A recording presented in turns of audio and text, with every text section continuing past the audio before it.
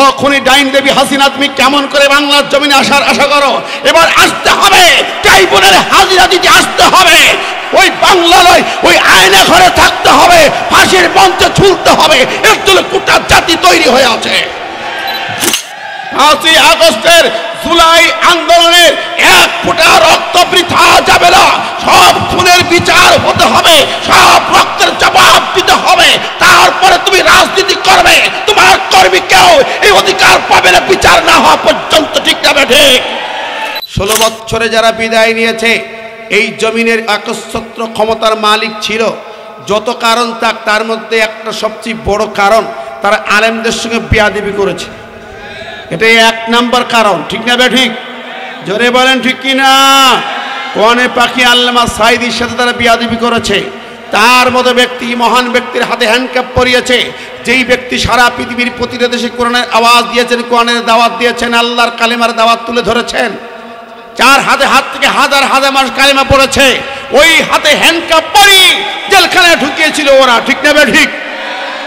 ও আমার ভাই বন্ধুরা, আল্লাহর কোরআনের পাখিদের সঙ্গে বেয়াদবি করেছে, ছোট্ট ছোট পাখিগুলোকে ধরে ধরে জেলখানায় ঢুকিয়েছে, ওই মিথ্যা মামলা দিয়ে কষ্ট দিয়েছে, আলেমদের চোখের পানি ঝরেছে।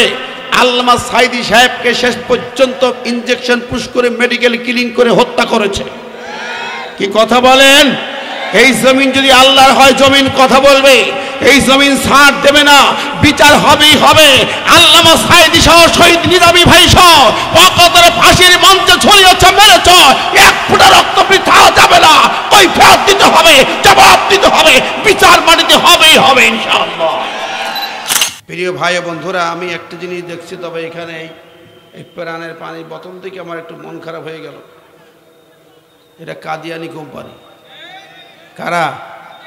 কাদিয়ানি। কাদিয়ানিরা আমার নবীর দুশ্মন। ঠিক না ঠিক? নবীজির খতমে নবুয়াতকে স্বীকার করে না কাদিয়ানিরা। আমরা কিন্তু এটা জানি না, বুঝি না। এরা নবীর নবুয়াতকে তো স্বীকার করে না, খতমে নবুয়াত মানে না। ভারতের গোলাম আহমদ কাদিয়ানিকে তারা নবী মানে। তাহলে এই কাদিয়ানিরা কাফের। ঠিক না ঠিক? জোরে বলেন। মা কানা মুহাম্মাদুন আবা আহাদিম মির রিজালিকুম ওয়ালাকিন রাসূলুল্লাহি ওয়া খাতামান নাবিয়্যিন। আল্লাহ পাক বললেন বিশ্বনবী হলেন খাতামান নাবিয়্যিন। এটা ওরা মানে না।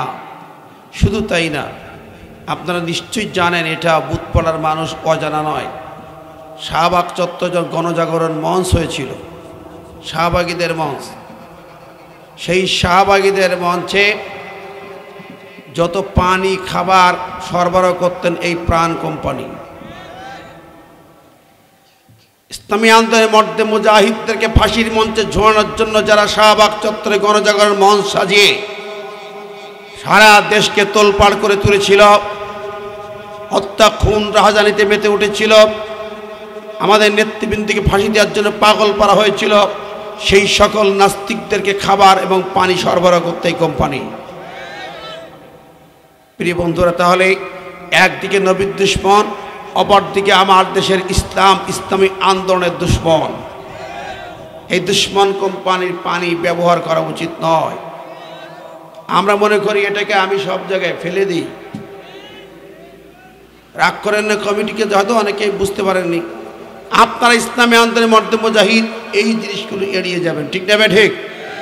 আমরা কোনো মতেই কাদিয়ানীদের পণ্য ব্যবহার করব না, ইসরায়েলের পণ্য ব্যবহার করব না। ঠিক না ঠিক? দেখছেন আপনারা ইতিমধ্যেই গাজার বুকে প্রতিনিয়ত রক্ত ঝরছে। ইসরায়েল রক্তের হোলি খেলায় মেতে উঠেছে। গাজার ময়দানে লাশ আর লাশ, রক্ত রক্ত। ডোনাল্ড ট্রাম্প বলেছে গাজার অস্তিত্ব রাখবে না, মুসলমানদের ঠিকানা রাখবে না। সুতরাং এই ইসরায়েলের কোনো পণ্যের সাথে সুসম্পর্ক থাকতে পারে না। ঠিক না ঠিক? বয়কট শুধু নয়, সারা বিশ্বের মুসলমানদেরকে পরিকল্পনায় আসতে হবে। ইসরায়েল নামে রাষ্ট্র রাখা যাবে না, তার মোকাবেলায় 180 কোটি প্রয়োজনে জিহাদের চাঁদপাড়িয়া শাহাদাতের তামান্না নিয়ে ঝাঁপিয়ে পড়ে ইমানের দাবি। রাজি আছি কারা কারা? তো হাত তুলে দেখি, একটু দেখা হয়।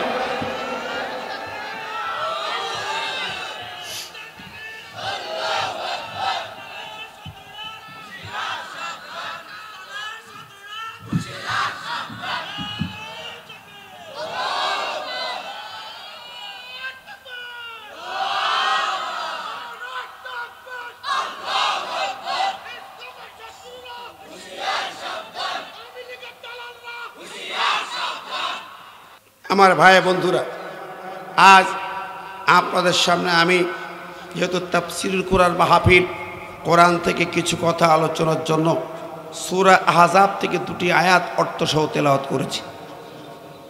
সূরাটার নাম সূরা আহজাব। আমরা তাফসীর শুনব কিছু সময়ের জন্য, কমপক্ষে অন্ততপক্ষে ব্যস্ত মানুষ এখানে রাজশাহী বিশ্ববিদ্যালয় সহ বিভিন্ন কলেজের প্রফেসর বা প্রশাসনিক কর্মকর্তাবৃন্দ আছেন, এখানে যারা আছেন জ্ঞানী গুণী সুধীজন, আমরা কথা শুনবো এই সূরা থেকে, তাফসীর শুনবো, তাফসীরই হবে, ঠিক না? এই তাফসীরি বাধা দিতেন যারা, তারা তো এখন নাই, আছে? চল্লিশরা জারি, প্যান্ডেল ভেঙে দেয়া, আলেমদের গ্রেপ্তার করা, রিমান্ডে নিয়ে নির্যাতন কষ্ট দেওয়া, সেই মানুষগুলো এখন বিদায় হয়ে গেছে, ঠিক না? ঠিক। তো আমরা তাদের হাত থেকে রেহাই পেয়েছি কমপক্ষে।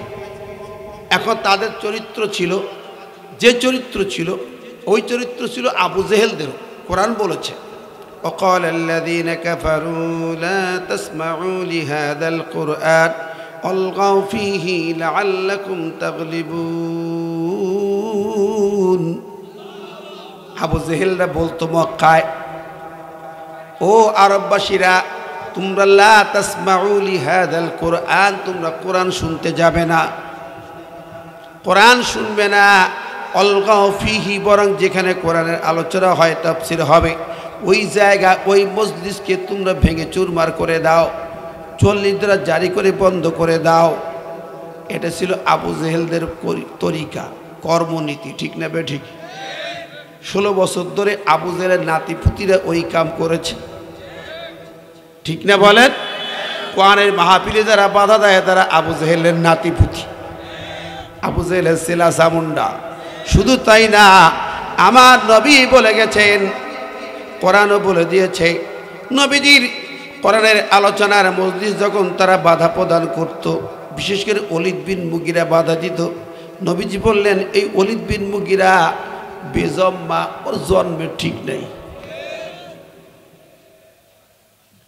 ওর মাথা গরম হয়ে গেল, বড় একটা পাথর নিয়ে ছুটে এলো, মুহাম্মদ কোথায়? আইনা মুহাম্মদ। কাবার সামনে নবীজি বসা, পাথরের খণ্ড নিয়ে ছুটে এলো, মাথায় আঘাত করবে তাই। কাছে এসে থমকে গেল, জিজ্ঞেস করলো, মুহাম্মদ, তুমি কি আমাকে এভাবে গালি দিয়েছো নাকি? আমারে তুমি নেককার ভাষায়, নেককার জনক ভাষায়, অশালীন ভাষায় গালি দিয়েছো কেন? যদি প্রমাণ করতে না পারো, এই পাথর দিয়ে তোমার মাথা ভেঙে চুরমার করে দেব, মাথা ভেঙে চুরমার করে দেব। নবী বললেন, থামো, আস্তে কথা বলো, প্রমাণ চাও? প্রমাণ দেব। তুমি কি জানো কেউ অবৈধ সন্তান প্রমাণ কোথায় থাকে? একমাত্র জানে আল্লাহ পাক, আর জানলে তার মা জানে, বাবাও জানে না। বাবা বুঝতে পারে না, মা জানবে কি আকামটা সে করছে। তোমার বাবা নাই, তোমার মা বেঁচে আছে, যাও তোমার মাকে বলো মুহাম্মদ এই কথা বলেছে, তোমার মাকে আমার সামনে আসতে বলে প্রমাণ নিয়ে যাও। উতবা দৌড় দিয়ে বাড়ি চলে যায়, মায়ের সামনে হাজির। মা, মুহাম্মদ আমাকে খারাপ ভাষায় গালি দিয়েছে, তুমি একটু প্রমাণ দাও, সত্য প্রমাণ দাও, আমি তার মাথা ভেঙে আজকে চুরমার করে দেব। কেন এত তোর মাথা গরম কেন? কি হয়েছে? মুহাম্মদ কি বলেছে? বলে, মা এমন কথা বলেছে, তুমি চলো দেখো, কথা বলো। বলে, কি বলেছে বল। বলেছে আমার জন্মের সময় আমার বাবা নাকি বাড়ি ছিল না, আমি নাকি বাবার বৈধ সন্তান নই। মায়ের মাথা নিচু হয়ে যায়, মায়ের চোখে পানি এসে যায়। সন্তান যদি এমন কথা শোনায়, সেই মা কি লজ্জায় বাসে? মাথা নিচু হয়ে গেছে, মায়ের চোখে পানি।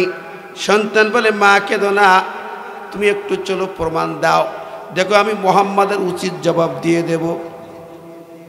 মা চিন্তা করেছে, এত গোপনে এত কাম করলাম, কেউ তো জানে না, পৃথিবীর কোনো কেউ জানে না, প্রাণী কেউ জানে না, মুহাম্মদ কেমনে জানলো? অসম্ভব বিষয়, জানলো কি করে? এত গোপন বিষয় যখন মুহাম্মাদের কাছে পরিষ্কার হয়ে গেছে, কোনো সন্দেহ নেই মুহাম্মদ হয়তো আল্লাহর নবী হবে, এটাই সঠিক। মনে মনে চিন্তা করে। এবার বলছে খোকারে যা, এটা নিয়ে বাড়াবাড়ি করিস না, যা। মুহাম্মদ যে আল আমিন, সে তো কখনো মিথ্যা কথা বলে না। আল্লাহু আকবার। এখন ভাইরা আমার, কোরআন তাই বলে উতুল্লিম বাদা জালিকা জালিম, যারা কোরআনের মঞ্চ ভাঙে, কোরআনের কথায় বাধা দেয়, কোরআনের বিরুদ্ধে বৃদ্ধাচরণ করে, আলেমদেরকে ধরে ধরে জেলখায় ঢুকে অত্যাচার করেছে, কষ্ট দিয়েছে, ওদের সম্পর্কে বলা পরিষ্কার কথা, ওরা হলো যার সন্তান বেজম্মা। কথা ঠিক না ঠিক?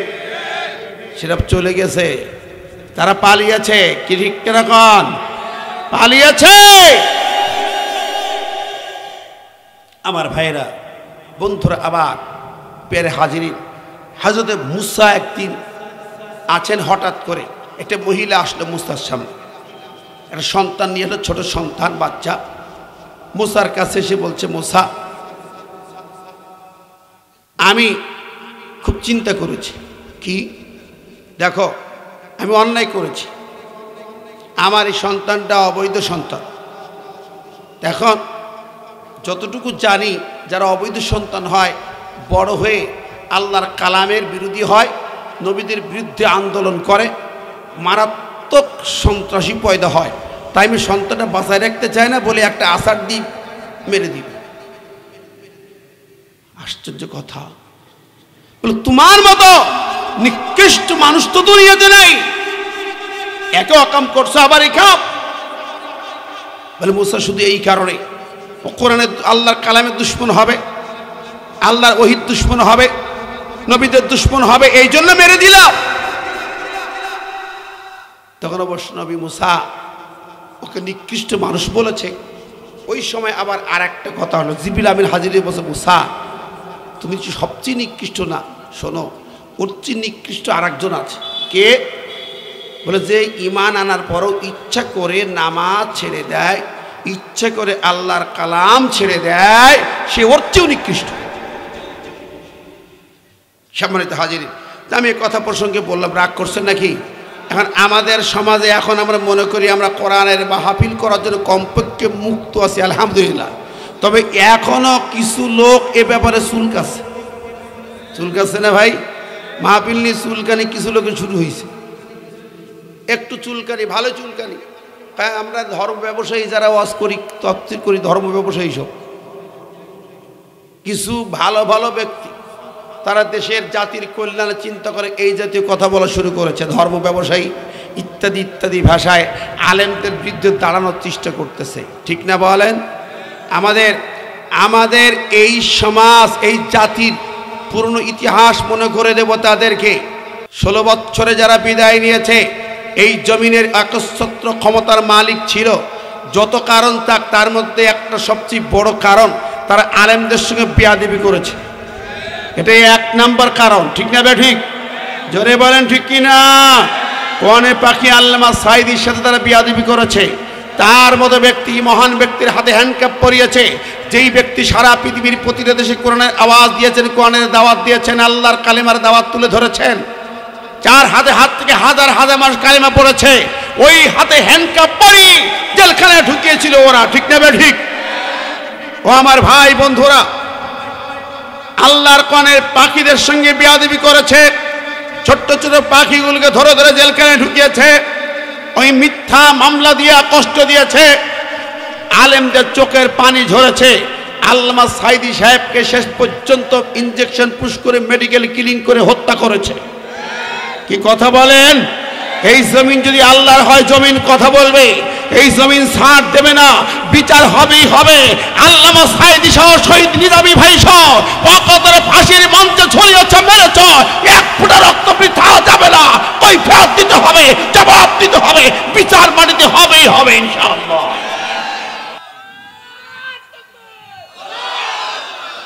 আমি বলছিলাম, আমার আজকের এই আলোচনা সূরা আহজাব। কোন সূরা? আহজাব। আমরা এই আহজাব থেকে কথা শুনি, আপনার মনোযোগ আকর্ষণ করছি কোরআন কারীমের আলোচনার দিকে। সূরার নাম আহজাব, বহু বচন শব্দ, 1 বচনে হিজবুন। হিজবুন মানে দল পার্টি। হিজবুন মানে কি? দল পার্টি। তো দল পার্টি নামে একটা সূরা নাকি ভাই, আছে না নাই? কোরআনুল কারীমের ভিতরে সূরাতুল মুলক রাষ্ট্র নামে সূরা, রাজনীতি নামে সূরা আছে না? একটা সূরা সূরাতুশ শুরা, শুরা মানে পার্লামেন্ট, সংসদ, সংসদ নামে সূরা। আমরা দেখলাম কোনো এক লিডার বললে রাজনীতির সাথে কোরআনের কোনো সম্পর্ক নাই, কোরআনের সাথে রাজনীতির সাথে কোরআনের। তার কাছে প্রশ্ন, সূরা মুলক তো রাষ্ট্র রাজত্ব, তো এই সূরা কি পড়িছো না তুমি? আলিফ বা তাসা জানো না কি? আলিফ বা তাসা পড়তে পারে না তারাই কিন্তু এটাই খুশায়, ঠিক না? ভিতরে আলিফ বা তাসা নাই, কোরআন নাই, ইসলাম নাই, কিচ্ছু নাই। কোরআনুল কারীমের পুরা কোরআনটাই হলো রাজনীতির মূল মন্ত্র। এই কোরআনের বিরুদ্ধে কথা বলে, রাজনীতি নিজের কুক্ষিগত করে বাপ দাদার আইন দিয়ে করতে চায়। সম্পূর্ণ রং কনসেপশন শুধু না, আমি স্পষ্ট ভাষায় বলি, যারা এটা মনে করে কোরআনের সাথে রাজনীতি নাই, ওদের সাথে কোরআনের কোনো সম্পর্ক নাই, ওদের সাথে ইসলামের কোনো সম্পর্ক নাই, ওদের সাথে আল্লাহর নবীর কোনো সম্পর্ক নাই, আল্লাহর সাথে কোনো সম্পর্ক নাই। ওরা সত্যিকার অর্থে আল্লাহর কোরআনের পরিবর্তে সেকুলারিজমে বিশ্বাসী, কমিউনিজমে বিশ্বাসী, মানবতন্ত্রে বিশ্বাসী, ওরা চীন রাশিয়ার তন্ত্রে বিশ্বাসী। ওরা অরিজিনালি আল্লাহর কোরআন বা ইসলামের কোনো জ্ঞান রাখে না। আমি পরিষ্কার করে বললাম, মনে রাখবেন, আপনি দল করবেন, পার্টি করবেন কিভাবে, তাও কোরআনে বলা আছে, ওয়াতাসিমু বিহাবলিল্লাহি জামিআন ওয়া লা তাফাররাকু। আল্লাহ বলেন দল করবে, আল্লাহর দল, কোরআনের দল। হাবলুল্লাহ মানে আল্লাহ কোরআন। তোমার দল করতে হবে, পার্টি করবে, রাজনীতি তুমি করো। মুসলমানের সন্তান যদি হও, কোরআন দিয়ে তোমার রাজনীতি করা লাগবে। মুসলমানের সন্তান যদি দাবি করো, মুসলমানের রক্তে তোমার জন্ম হয়েছে বিশ্বাস যদি তুমি করো, কোরআন দিয়েই তোমাকে রাজনীতি করা লাগবে।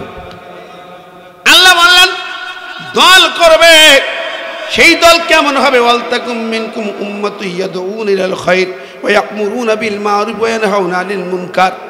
আল্লাহ পাক বলেন তোমাদের একটা দল করতেই হবে, দল একটা করাই লাগবে, এটা ফরজ।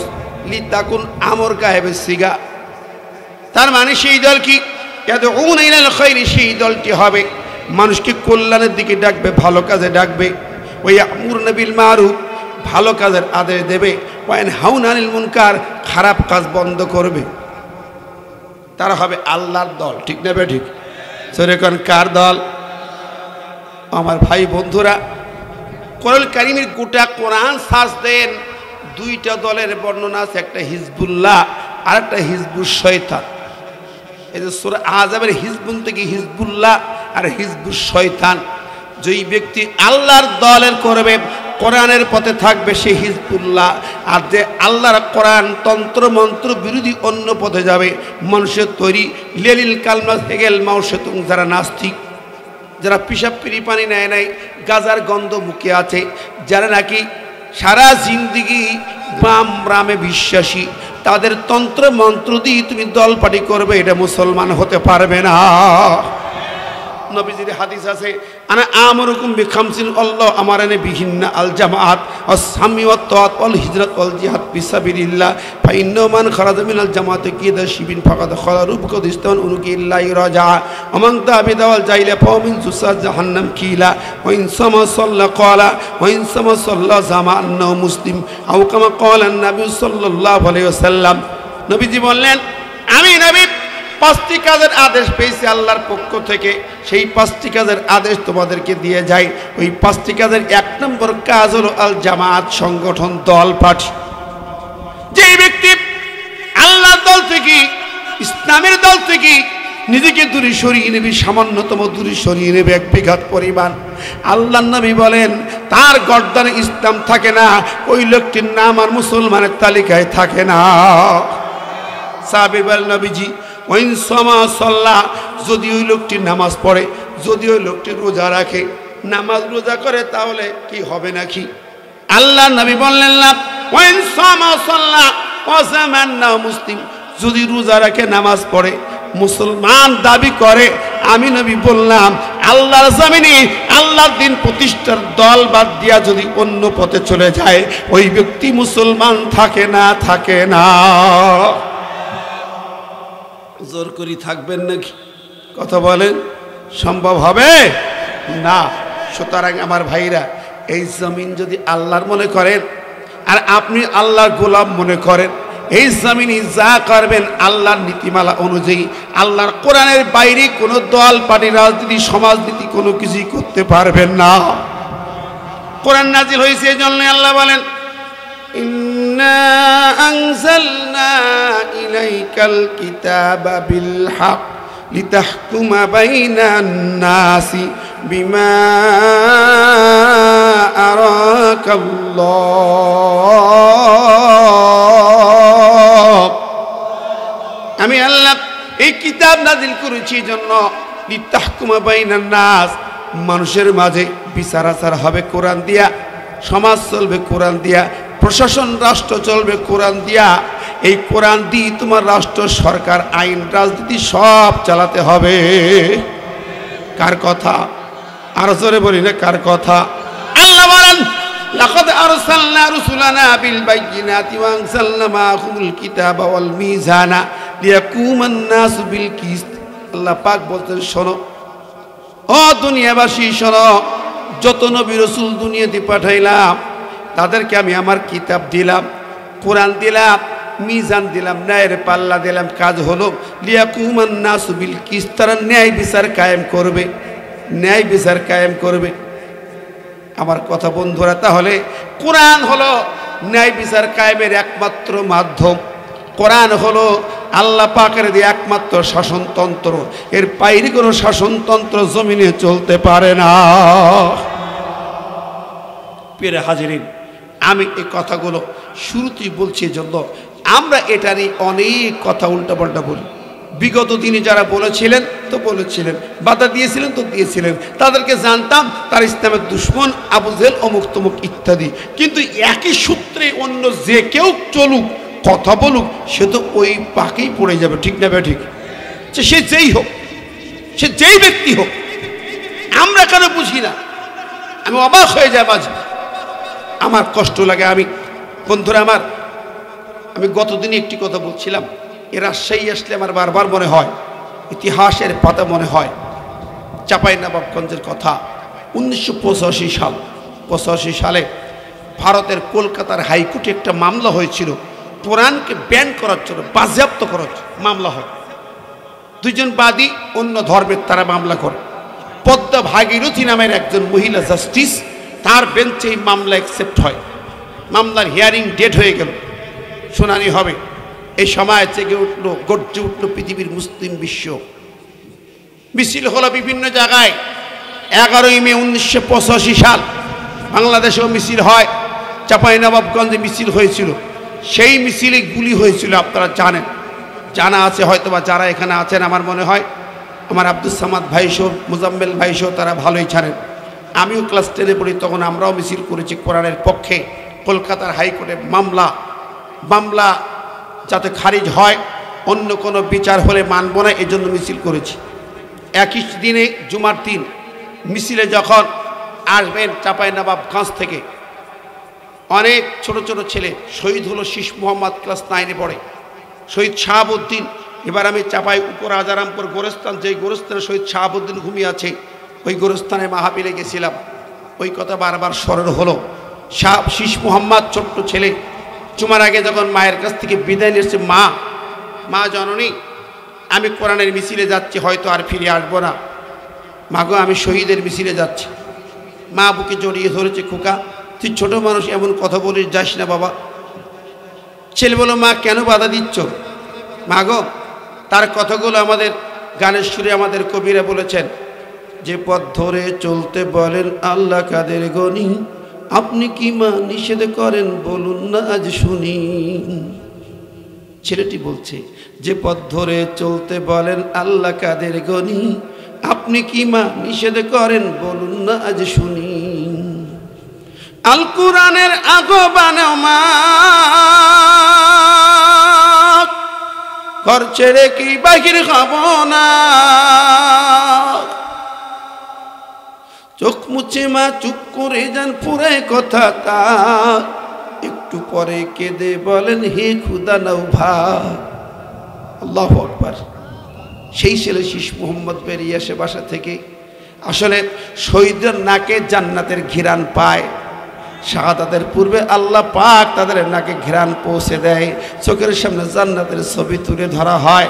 হাদিসের পাতায় বর্ণনা আছে, লি শহীদ ইনদাল্লাহি সিত্তু খিসালিন ইগফারুল্লাহু বিআউয়ালি দফা ওয়া ইউরালাহু মাকাদ মিনাল জান্নাহ ওয়া ইয়াযু মিন আযাবিল কবর ওয়া ইয়াহমু বিল ফাযাইল আকবার ওয়া ইযা আলা রাসি তাজুল বাকরিল ইয়াকুতা মিনহা খায়রুম মিনাদ দুনিয়া মা ফিহা ওয়া ইসাব ইসনাতা ওয়া সাবিরা যাওদাম মিন হুরিল ইন ওয়া ইশাফাউ ফি 70 মিন আকারিবিহি আও কামা ক্বালা নবী সাল্লাল্লাহু আলাইহি ওয়াসাল্লাম রাওয়াহু তিরমিজি।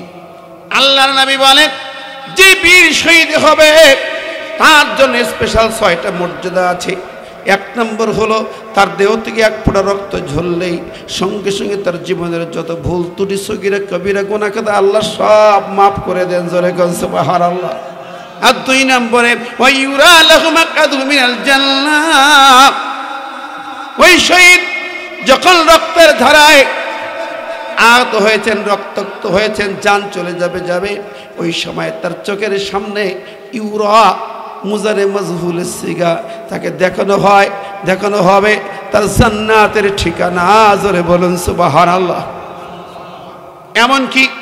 এমনকি আছে শহীদদেরকে ডাক দেওয়া হয়, ও শহীদ চিন্তা করো না, তোমার জান্নাতে প্রবেশ করো।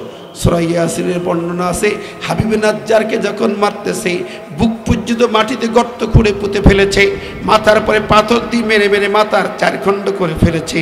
4 খণ্ড মাথা এভাবে পড়ে আসি। শহীদ হবে শাহাদাতের পূর্বক্ষণে আল্লাহ পাকের ফেরেশতা নাজিল হয়ে বলে, ও হাবিব কিলা দুখুলিল জান্নাহ। হাবিব রে, তখনও তার জীবন আছে, রূহ চলে যায় নাই। তার চোখের সামনে ধরা হলো, এই যে তোমার জান্নাতের ছবি, এই জান্নাতে প্রবেশ করো। জোরে বলেন সুবহানাল্লাহ। আমার ভাইরা, হাবিব নাজ্জার বলেন, ক্বালা ইয়া লাইতা কওমি ইয়ালামুন বিমা গফারা লি রাব্বি ওয়া জাআলানি মিনাল মুকরামিন।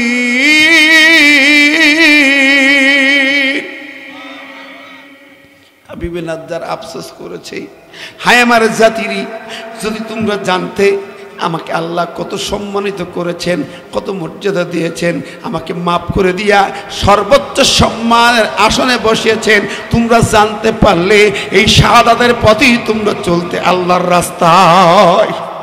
জোরে কন্যা সুবহানাল্লাহ। ও আমার ভাইরা, এই রাজশাহী বিশ্ববিদ্যালয় ক্যাম্পাস আমার জানা মতে 82 সাল মুজাম্মেল ভাই মনে আছে, সাব্বির ভাইয়ের শাহাদাত। এই শাহাদাত ছিল আমাদের চেতনা, প্রেরণা। সাব্বির ভাইকে ইটের পরে মাথা রেখে আরেকটা ইট দিয়ে মাথায় ধাক্কা দেয়া, ঘা দেওয়া হয়, মাথা ফেটে মাথার মগজ ছটকে চলে যায়।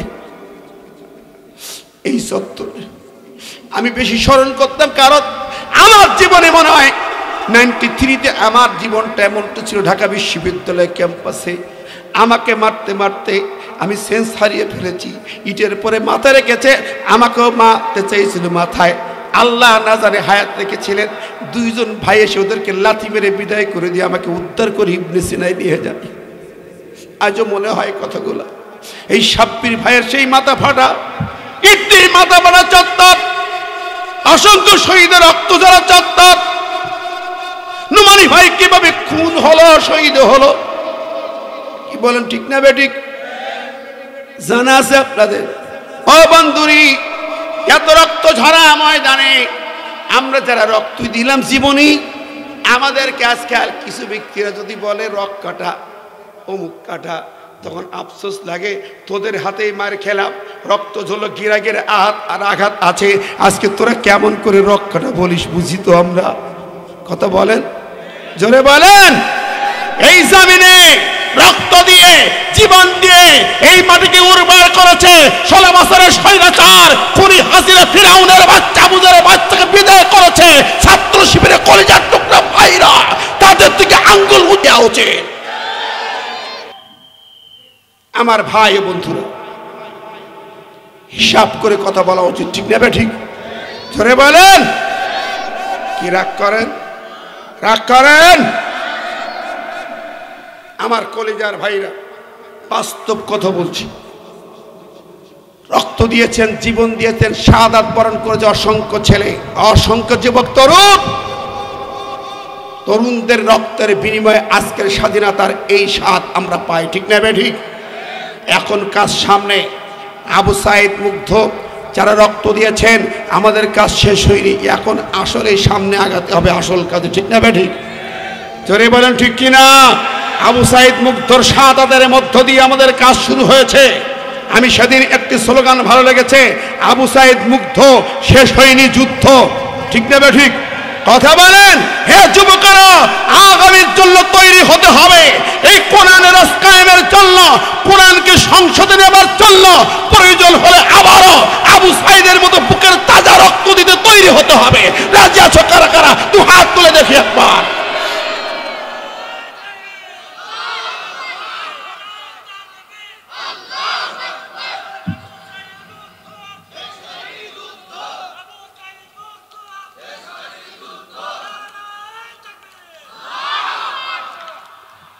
আমার ভাই বন্ধুরা, আমি যে কথাটি বলতেছিলাম, সেই শহীদ শীষ মোহাম্মদ চাপায়ের মিছিলে হাজির হয় জুমার পরে। গুলি করলো ম্যাজিস্ট্রেট ঐতিহ্যমান মোল্লার নির্দেশে গুলি হলো। 8টি তাজা প্রাণ শহীদ হয়েছিল সেদিন। এই চাপায়ের শাহাদাত সারা বিশ্বকে নাড়া দিচ্ছিল। আল্লাহু আকবার। আমার ভাইরা, সেই কোরআনের বিরুদ্ধে যে মামলা হয়েছিল, আমার কথাটা ওখানে একটু বলেই আমি মূল কথায় চলে যাব। প্রিয় হাজিরিন, আপনারা জানেন ইতিহাস, এটা বাস্তব ইতিহাস।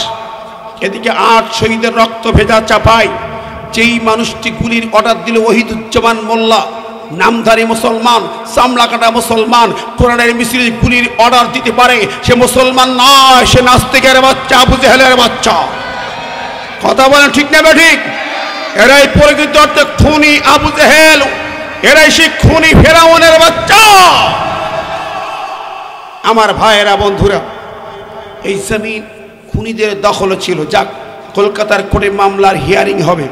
হিয়ারিং শুরু হলো। তার আগের জুমায় দিল্লি শাইমুল খতিব আব্দুল্লাহ বুখারী বক্তব্য দিলেন, একেবারে জজপাওয়ালা বক্তব্য।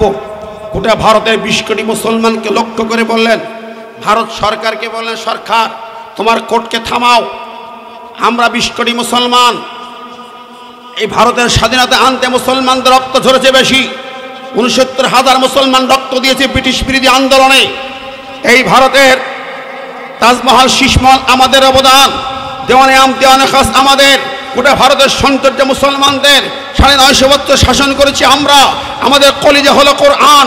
সেই কোরআনের বিরুদ্ধে যদি কোর্টে তোমার রায় হয়, ভারত সরকার তুমি খান খান হয়ে যাবে, ইহাই পাবে না। শুনে নাও, আমি আব্দুল্লাহ বুখারী আজকের মসজিদে ঘোষণা দিচ্ছি, আগামীকাল ভারতের সব পত্র পত্রিকায় লেখা হবে পরিষ্কার বক্তব্য, যেদিন ওই মামলার রায় হবে 20 কোটি মুসলমান কাপড়ের কাপড় পরে কলকাতায় হাজির হবে। দেখেন, একটি হুমকি বক্তব্য এবং কিছু রক্ত কতটা কাজে লাগে। এই বক্তব্যের সাথে সাথে গোটা ভারত কেঁপে উঠল। 20 কোটি মুসলমান জামায়াত হবে। শুধু উনি বললেন, আমি থাকবো সামনে, যেই জাস্টিস রায় দেবে কোরআনের বিরুদ্ধে, আমি বাম হাত দিয়া তার কণ্ঠনালী হুলকম ছিঁড়ে বাম পায়ের নিচে মাটিতে পুঁতে ফেলতে চায়। আমার ভাইরা, আজকের এরকম ইমামের অভাব। আমার দেশে ইমামরা মেউ মেউ করে, মেউ মেউ কি বিলালের মতো মেউ মেউ করে কতক্ষণ। আজকে 4 লক্ষ মসজিদের মেম্বার থেকে আসল বক্তব্য আসে না, মূল বক্তব্য আসে না। আমি সেখানে যাব একটু পরে। আসুন, এই বক্তব্যের পরে সারা পড়ে গেল। কোর্টের মামলার হিয়ারিং যেদিন হয়, আমার মূল কথা যেটা বলার উদ্দেশ্য ছিল, মামলার হিয়ারিং শুরু হয়েছে, শুরু হবে। জাস্টিস বোর্ডে উকিলরা রেডি। হঠাৎ করে একজন পণ্ডিত ঢুকলেন, ভারতের মহাজ্ঞানী পণ্ডিত ডক্টর অসিত কুমার বন্দ্যোপাধ্যায়, 5 ভাষার ডক্টরেট ডিগ্রিধারী ব্যক্তি। উনি প্রবেশ করলেন। জাস্টিস তাকে উঠে দাঁড়িয়ে সম্মান দিয়ে বসতে দিলেন। বসার সময় বললেন, হিয়ারিং শেষে 2টি প্রশ্ন করবো তোমাকে। হিয়ারিং শুরু হলো।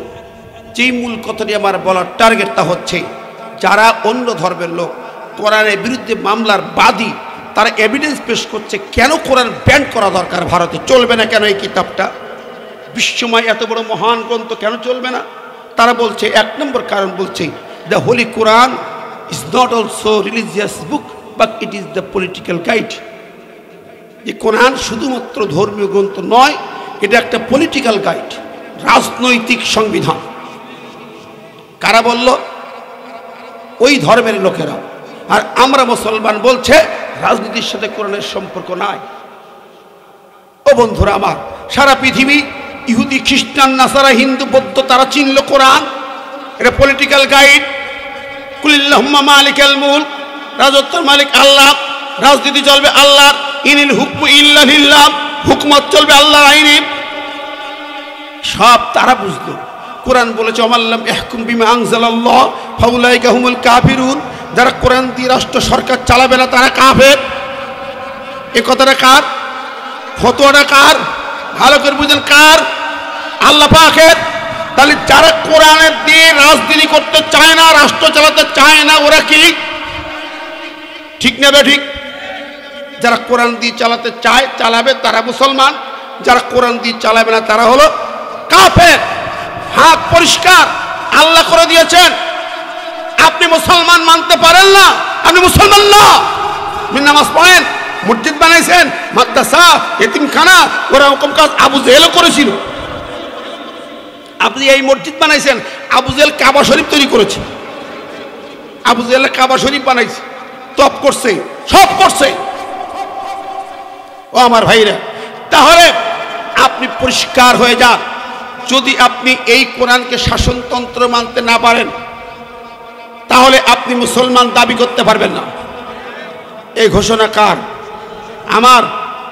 এই কথাটা যদি কেউ মানতে না পারেন, রাগ করে উঠে যান, তাহলে কিন্তু খবর আছে আপনার। আপনার খবর আছে, আমার না। আপনি কবরে ঢুকবেন, কাফেরের বাচ্চায় ঢুকবেন, আপনি নবীর দুশমন হয়ে ঢুকবেন। চামড়া কাটা দেখে নবী বিচার করবে না। আপনার প্রশ্ন, মা দিনুকা, তোমার শাসনতন্ত্র কি ছিল? তুই যদি বলতে না পারো কোরআন আমার শাসনতন্ত্র, ইসলাম শাসনতন্ত্র, কবরে তোমার জায়গা হবে কোথায়? আমার ভাই বন্ধুরা, ওরা বুঝেছিল, বাতিলরা বুঝেছিল, অন্য ধর্মের লোক বুঝেছিল। আমার মুসলমান ভাইরা বোঝে না, অনেক ইমাম বোঝে না। কত ইমাম কয় বাবা দিনকাল খারাপ, আমি ওসবের মধ্যে আমি নিরপেক্ষ লোক। এরকম হুজুরও আছে না নাই? টুপিওয়ালা দাড়িওয়ালা আছে না নাই? ধরে বলেন, আছে। শুধু আছে না, কষ্ট দিচ্ছে অনেক জায়গায়। যাক, ওরা আরেকটি কথা বলেছে, এভিডেন্স। একটা এভিডেন্স কোরআন পলিটিক্যাল গাইড, আর একটা এভিডেন্স পেশ করলো কি মারাত্মক, তা হচ্ছে এই কোরআনে বলা হয়েছে উকতুলুল মুশরিকিন হাইসু ওয়াজাদতুমুহুম। এই কোরআনের 650 আয়াত আছে জিহাদ এবং কিতালের। ওই সেই ধর্মের লোকেরা যারা কোরআনকে ব্যান করতে চায়, ওরা বলছে 650 আয়াত আছে কিতালের উপরে, জিহাদের উপরে। ও বন্ধুরা আমার, এই কোরআন তারা ব্যান করতেছে এই কারণে। আর আজকে আমরা মুসলমান বলছি না, জিহাদ কিতাল এটা চলবে না, এটা আমরা চাই না। আল্লাহু আকবার। এই মসজিদে ইমাম সাহেব মাহে রমজান আসছে, যদি আলোচনা করে কুতিবা আলাইকুমুস সিয়াম, মুসলিমরা খুশি হবে, কেউ রাগ করবে না। কিন্তু একই সূরায় যদি বলে কুতিবা আলাইকুমুল কিতাল, সূরা বাকারার 183তে কুতিবা আলাইকুমুস সিয়াম, 216 নম্বর আয়াতে কুতিবা আলাইকুমুল কিতাল, দুইটা আয়াতই কার? একটু কথা বলি ভাই, কার? কুতিবা আলাইকুমুস সিয়াম মানছেন, কোনো রাগ করবে না, মন খারাপ করবে না।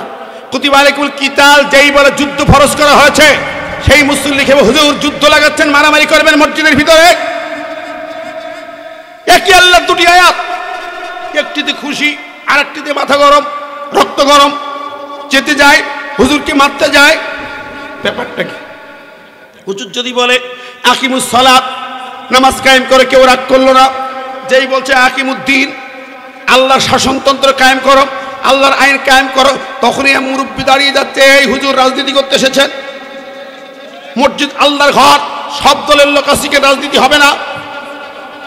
আমার এক মুসল্লি খেপে উঠেছিল, আমি বললাম সব দলের লোক মসজিদে আসবি কেন? মসজিদ আল্লাহর ঘর। হিজবুল্লাহ যারা আল্লাহর দল করে, যারা তারা আল্লাহর ঘরে আসবে। তারা আল্লাহর দল করে না, নাস্তিকের দল করে, আমেরিকার গোলামি করে, দিল্লির গোলামি করে, ওই স্বৈরাচারের দল করে। তারা আল্লাহর ঘরে আসবি কেন? কে আসতে বলেছে তোমাকে? কে আসতে বলেছে? আমার ভাই বন্ধুরা, এই কথাগুলো বললেই মনে করে বিশাল ব্যাপারে কি কথা কয়। এগুলো কি মিয়া? কোরআনে নজর দাও মুসলমানের বাচ্চা, মুসলমানের সন্তান, একটু কোরআনে ফিরে এসো যদি বাঁচতে চাও। ঠিক না ঠিক? প্রিয় বন্ধুরা, ভাইরা, দেখুন আমি আপনাদের সামনে কথা বলছিলাম, অন্যরা বুঝলো জিহাদ আছে, কিতাল আছে, আর আমার দেশের মুসলমানরা করলো কি? মুসলমান অফিসার, ওসি সাহেব, কত অফিসাররা আমাদের নামে মামলা দিল জিহাদের শব্দ দিয়ে। যেই জিহাদ ছাড়া আল্লাহ জান্নাত নাই, যেই জিহাদ ছাড়া গোটা কোরআনের আর কিছু পাই না খুঁজি। যে কোরআন আল্লাহ বললেন আম হাসিবতুম তাদখুলুল জান্নাহ ওয়ালাম্মা ইয়ালামিল্লাহুল্লাযিনা জাহাদু মিনকুম ওয়া ইয়ালামাস সাবিরিন। জান্নাতে যাইবা, জিহাদ যার নাই তার জান্নাত নাই, পরিষ্কার কথা। যার আমলে জিহাদ নাই তার জীবনে জান্নাত নাই, আল্লাহর ঘোষণা। অথচ মামলা হলো কি? আমি নিজে আমার মামলায় জিহাদি বই পাওয়া গেছে, এটা উপকরণ। সন্ত্রাসবাদ আইনে, সন্ত্রাস দমন আইনি মামলা, জিহাদি বই, কোরআন শরীফের তফসির, দুই একটা বই দিয়ে বলছে জিহাদি বই পাওয়া গেছে। এ মামলা আছে না নাই? জোরে বলেন।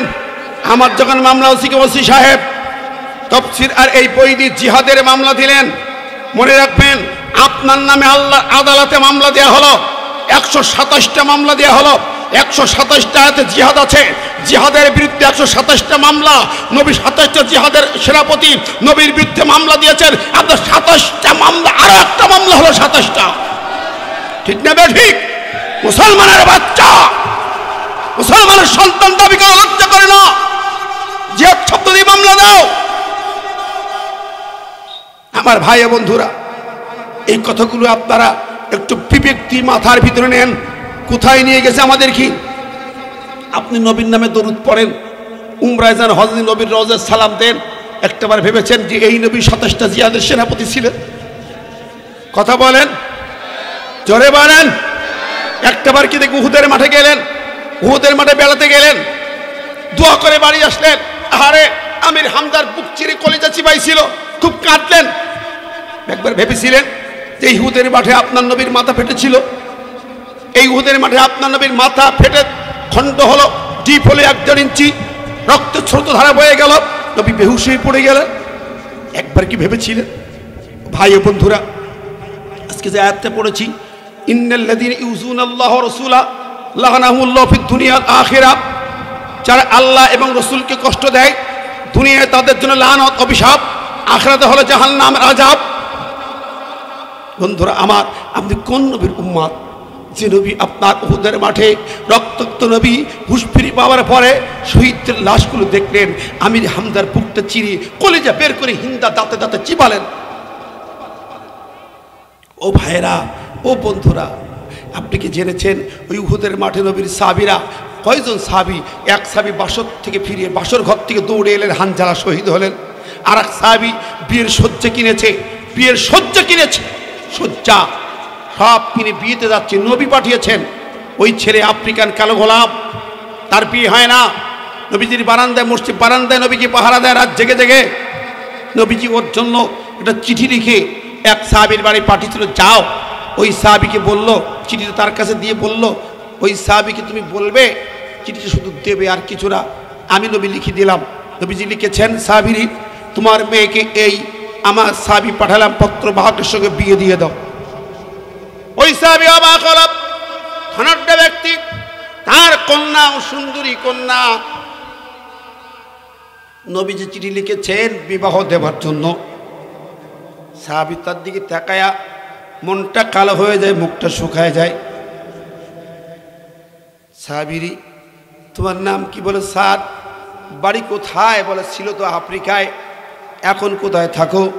মসজিদের বারান্দায় থাকি, নবীর মসজিদের বারান্দায় থাকি। কি কাজ কাম করো? কোনো কাজ কাম নাই। ব্যবসা করো না, জব করো না, তো খাও কি? আল্লাহ রসুল যা খাওয়ায় তাই খাই। সাহেবের মনে কি বলে, মেয়ে বিয়ে দেওয়া যাবে? অসম্ভব।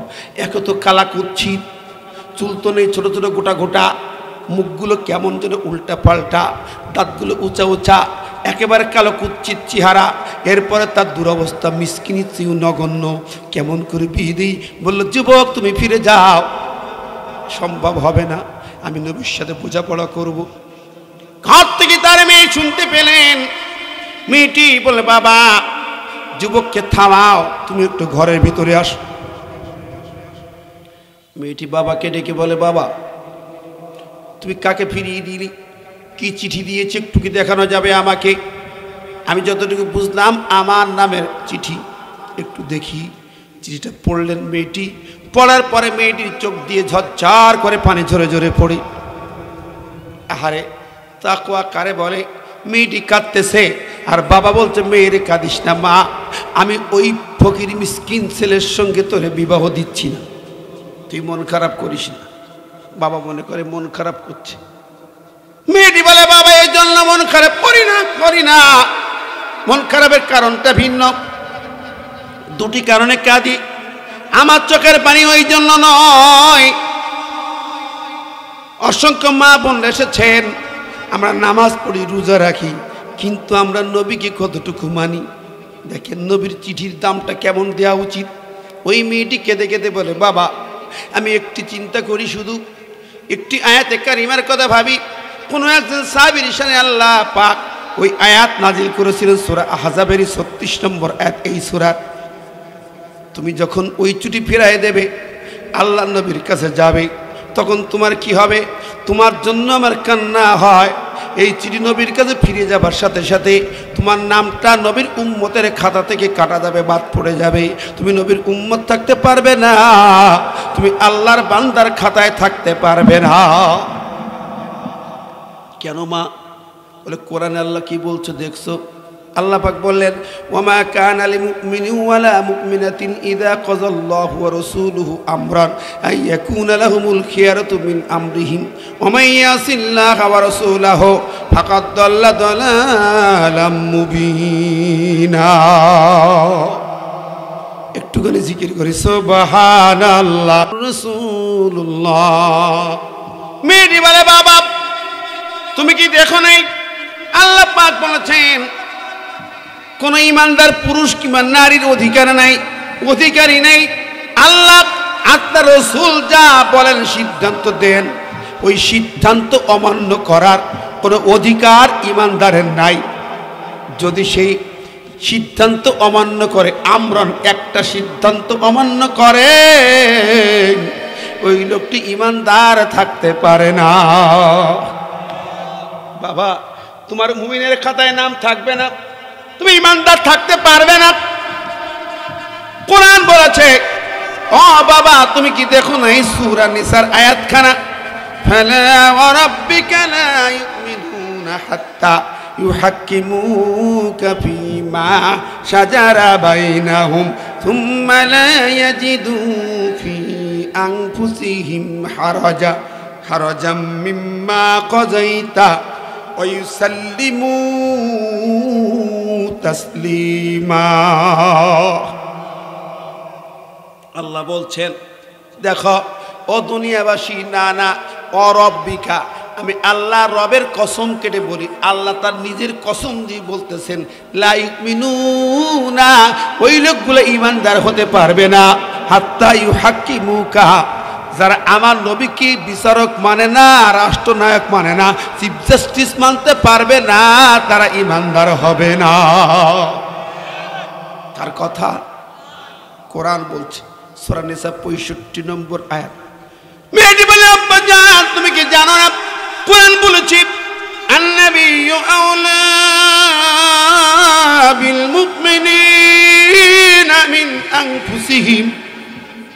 আল্লাহ পাক বললেন, নবী হচ্ছেন মুমিনের কাছে তার জীবনের চেয়েও দামি, জানের চেয়ে মর্যাদাবান। জোরে বলেন সুবহানাল্লাহ। মা বোনরা আছে, অসংখ্য মা বোনরা আছেন, তাই বলি, যদি মহিলা যদি এরকম হয়, কোরআনওয়ালা হয়, নবীওয়ালা হয়, সেই মহিলা হবে সবচেয়ে দামি একটি মহিলা। ঠিক না ঠিক? কোরআনওয়ালা, নবীওয়ালা হতে হবে, তাকওয়ালা হতে হবে, তোমার জীবন খুলে যাবে। তোমরা কি জানো তাকওয়ার কত মূল্য মর্যাদা? আমরা খলিফা ওমরের বয়ান শুনি, রাতের বেলা ওমর রাত জেগে জেগে দেখতে যায়, এক দূর দূরান্তে চলে গেলেন, রাস্তার ধারে একটা তাঁবুর ভিতরে মিটমিট করে আলো জ্বলে। ওমর দাঁড়ালেন, সেখানে বাচ্চাদের কান্নার আওয়াজ শোনা যায়, আবার পাতিলে খটখট আওয়াজ শোনা যায়। গভীর রাত। ওমর বললেন, হে মহিলা, কে তুমি?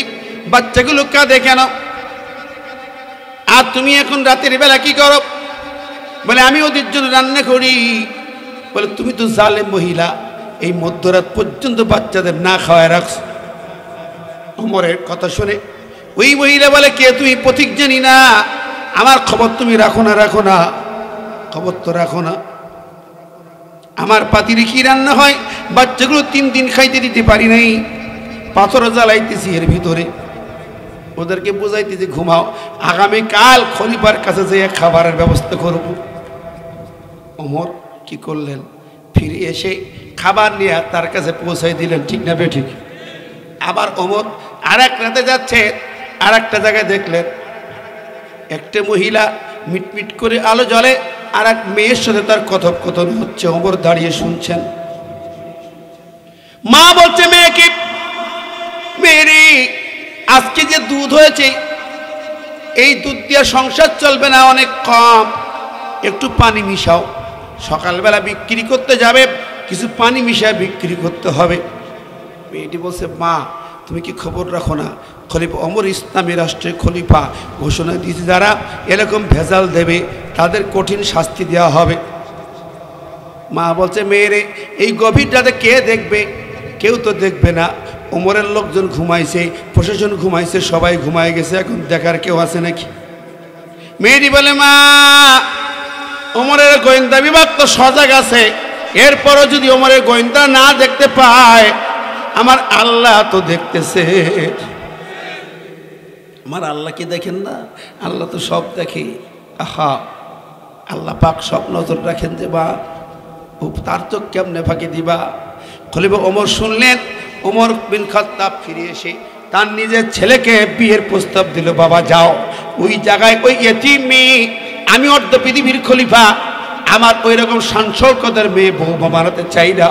ওই তাকওয়াবান মেয়েটিকে বৌমা বানাতে চাই, যে গভীর রাতে কেউ দেখে না, কেউ শোনে না, আল্লাহ দেখবে, এই জন্য দুধে পানি মিশায় না।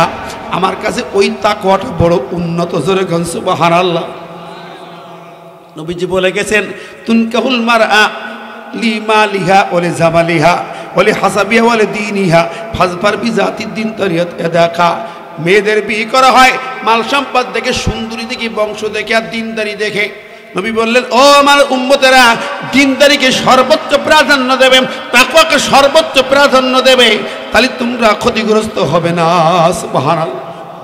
ওই মেয়ে ওমরের ঘরের পুত্রবধূ হয়ে গেল। শুধু তাই না, ওই মেয়ের গর্ভে জন্ম হয়, তার নাতি হচ্ছে পরবর্তীকালে দ্বিতীয় ওমর খলিফা। সুবহানাল্লাহ। এজন্য মায়েরা কোরআন ওয়ালা দরকার, মায়েদের বেশি বেশি নবীর সুন্নতের পাবন্দি হওয়া দরকার। ঠিক না ঠিক? ভাইরা, আমি আলোচনা করতেছিলাম, ওই মেয়েটি এমন তাকওয়াবান মেয়ে, বাবাকে বলছে, বাবা আরেকটি কারণে কাঁদি, সেটা হলো আমি মনে হচ্ছিল আমি সৌভাগ্যবান, কারণ আমার বিয়ের ঘটক আমার নবী মুহাম্মদ রাসূলুল্লাহ সাল্লাল্লাহু আলাইহি সাল্লাম, তিনি ঘটক হয়ে আমার জন্য পাত্র পাঠিয়েছেন। এটা আমার জন্য সৌভাগ্যের বিষয়। কিন্তু পাত্র যদি ফিরে যায়, আমার আশঙ্কা হয় আমি আমার নবীর কাছ থেকে দূরে সরে গেলাম। ভাইরা আমার, বন্ধুরা আমার, সেই পিতা অবশেষে মেয়ের বিয়ের ব্যবস্থা করলো ওই ছেলের সাথে। এই যুবক বিয়ের শয্যাপাতি কিনে বিয়েতে যাচ্ছেন। এদিকে যুদ্ধ, তো উহুদ যুদ্ধের দল থেকে তার ছুটি ছিল বিয়ের জন্য। উহুদ যুদ্ধের ময়দানে নবীর রক্ত ঝরেছে, নবী নাই, নবী নাই স্লোগান এসেছে। যুবক তখন কি করলো? ওই বিয়ের শয্যাপাতি সব বিক্রি করে দিয়া একটা বিশাল তরবারি নিয়া যুদ্ধের মাঠে ছুটে চলে যায়। আল্লাহু আকবার। যুদ্ধের মাঠে ছুটে চলে যায়। ও বন্ধুরা আমার, ভাইরা আমার, পেয়ারে হাজিরিন, সেই যুবক উহুদের মাঠে চলে আসে নবীর প্রেমে, নবীর ভালোবাসায়। এসে যুদ্ধের ময়দানে ঢুকে যায়, তরবারি আঘাত বাতিলের মোকাবেলা করতে করতে সামনে এগিয়ে যায়, এক পর্যায়ে সে শহীদ হয়ে যায়। প্রিয় বন্ধুরা, যুদ্ধের মাঠে হানজালা বাসরঘর ফেলে শহীদ হলেন, সাদ বীর শয্যা ফেলে সে শহীদ হয়ে গেল। যুদ্ধ শেষে নবীজি ওই শহীদকে দেখে অনেক কাঁদলেন। সাদের চেহারা দিক তাকায়া নবীজি অজরে কাঁদলেন, কাঁদতে কাঁদতে পেরেশান হলেন। এক পর্যায়ে তিনি আবার হাসতে শুরু করলেন, অনেক হাসলেন, আনন্দের হাসি হাসলেন। সাহাবেরা অবাক, কাঁদতে কাঁদতে হাসলেন একটি চেহারা দেখে। আবার কিছুক্ষণ পরে নবী চেহারা উল্টো দিকে ঘুরায় নিল। সাহাবেরা দৃষ্টি পড়ল, নবীজি একটি ব্যক্তির চেহারা দেখে, শহীদকে দেখে আপনার তিনটি চরিত্র দেখলাম। কাঁদলেন, হাসলেন, মুখ ঘুরে নিলেন, ব্যাপারটা কি? নবী বললেন, সাহাবীরা আমি আমার সাদের দিকে যখন চেহারা দেখছিলাম, কাঁদছিলাম। কেন? এই কালো কুচ্ছিত চেহারার ছেলেটিকে মদিনার মানুষ কেউ মেয়ে দিয়ে জামাই বরণ করতে চায়নি। অবশেষে যখন তার ব্যবস্থাপনা হলো, সব ফেলে, বিয়ে সজ্জা ফেলে, ঘুরে মদিনাকে ত্যাগ করে চলে আসলো জিহাদের ময়দানে, নবীর প্রেমে ভালোবাসায়। আমি কাঁদতেছিলাম, আহারে আমার যুবকটি আফ্রিকা থেকে, সেই আফ্রিকা গাড়ি বাড়ি সব ছিল, সব ফেলে মদিনার মুসলিম বারান্দায় পাহারা দিত নবীকে। তার থেকে আমার কান্না এসেছিল বটে, মদিনার মানুষ তাকে কেউ গ্রহণ করতো না। ও সাহাবীরা, তাই কাঁদছিলেন। আচ্ছা, কাঁদলেন নবী, হাসলেন কেন? বলে, আমি যখন কাঁদতেছি অঝরে, হঠাৎ করে হযরত জিবরিল এসে আমাকে একটা ছবি দেখালেন। আমার সামনে একটা ভিডিও ধরলেন, নবী কাঁদতেছেন। কার জন্য? এই যুবককে আপনি জানেন? ও নবী, দেখুন দেখুন, দুনিয়ার হুরে মদিনাকে ত্যাগ করেছে, এই যুবক শহীদ হয়েছে ইসলামের জন্য। আল্লাহ পাক তার জন্য জান্নাত কেমন করে সাজিয়েছেন, তাকিয়ে দেখুন। আল্লাহু আকবার। বলে, আমি জান্নাত দেখতেছিলাম, দেখি অসংখ্য হুরেরা তার জন্য অপেক্ষা আছে। ঘোষণা দিয়ে দিয়েছি সাদ আসবে, সাদ আসতেছে। ওই হুরগুলো দৌড় দিয়েছে, কে আগে তাকে রিসিপশন জানাবে দৌড় দিয়েছে। এই দৃশ্য দেখে আমি হাসতেছিলাম, আমি আনন্দের হাসি হাসলাম। জিবরিল দেখলো আমাকে, ভালো কথা। তারপরে আপনি আবার মুখ ঘোরালেন কেন? বলে, মুখ ঘোরালাম এজন্য, ওই হুরিরা যখন দৌড়ায়, দৌড়াইতেছে, বাতাস লাগে, পায়ের গোছায় কাপড় সরে যায়, পায়ের গোড়া গোছা বেরিয়ে যায়। আমি নবী ওই গোছা, মহিলাদের গোছা দেখবো না, পায়ের ওই চিত্র দেখবো না, এই জন্য মুখ ঘুরিয়ে নিলাম। সুবহানাল্লাহ। একজন শহীদের মর্যাদা কত নবীর প্রেমী। আমার ভাইরা, পক্ষান্তরে যারা আমার আল্লাহ এবং রসুলকে কষ্ট দেয়, আমি যে কথা মৌলিক বলছিলাম আয়াতের, ইন্নাল্লাহা ইউযুনাল্লাহা ওয়া রাসূলাহু, আল্লাহকে কষ্ট দেয়। তাফসীর পড়লাম, আল্লাহকে কষ্ট দেয় মানে কি? এক নম্বর কয়েকটা। এক নম্বর, যারা শিরিক করে তারা আল্লাহকে কষ্ট দেয়। দুই নম্বর, যারা গালিগুলি দেয়, কালকে গালি দেয়, যুগকে গালি দেয়, ভাগ্য তকদিরকে গালি দেয়, তারা আল্লাহর উপরে আল্লাহকে কষ্ট দেয়। তিন নম্বর, যারা আল্লাহর আইন বাদ দিয়া, আল্লাহর সার্বভৌমত্ব বাদ দিয়া মানুষের ক্ষমতা পূজারী হয়ে যায়, মানুষের আইনের শাসন চালু করে, ওরা আল্লাহকে কষ্ট দেয়।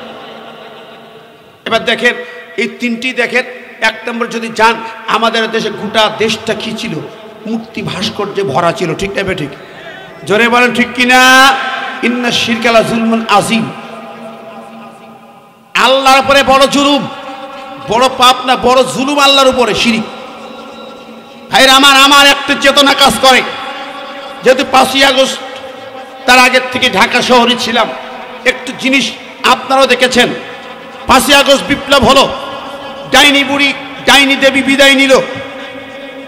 বিদায় নেওয়ার প্রেক্ষাপটে যাব না, ছাত্র জনতা যেভাবে বুকের তাজা রক্ত দিয়ে সর্বশেষ যখন গণভবন দখল হলো, চলে গেল, উড়াল দিয়ে চলে গেল। এ সময় জোহরের পর থেকে মাগরিবের আগ পর্যন্ত কয়েক ঘন্টা টাইম ছিল? 3 থেকে 4 ঘন্টা।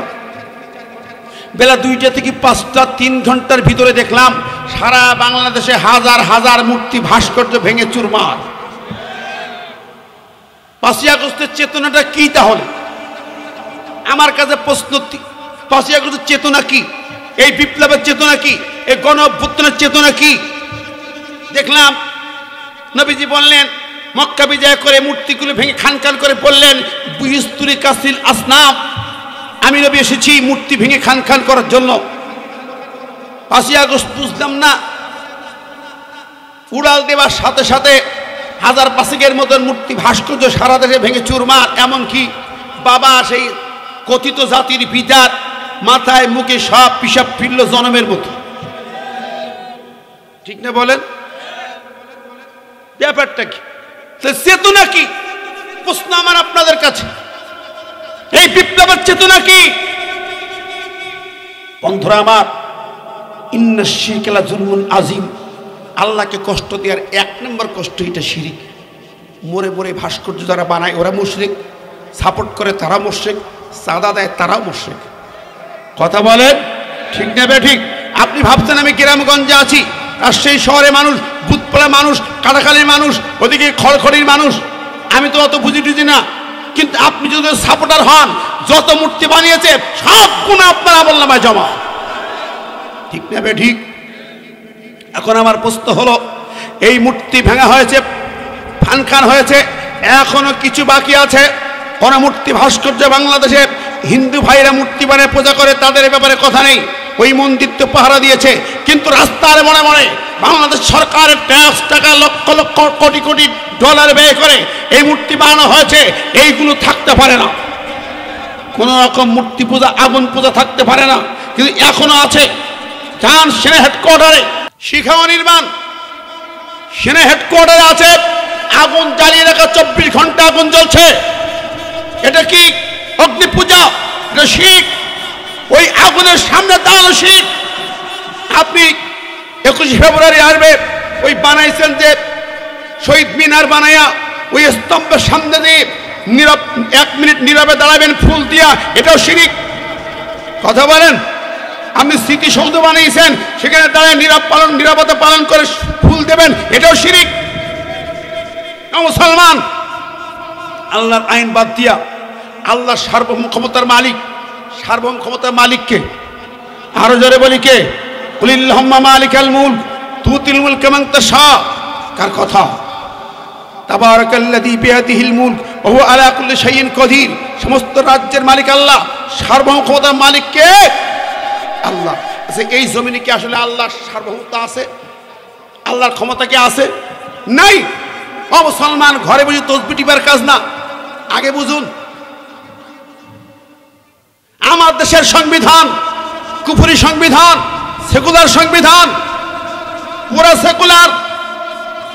আমরা জানি একটি বিষয়, আপনাদেরকে বলে দিই, হাইকোর্টে যখন বাংলাদেশ জামাত ইসলামের নিবন্ধন বাতিল হয়, আমি প্রথম ভাবতেছিলাম মনে হয় 71-এর দল, রাজাকারের দল, যুদ্ধ অপরাধী দল, মানবতা বিরোধী দল, এই জন্য বাতিল হলো।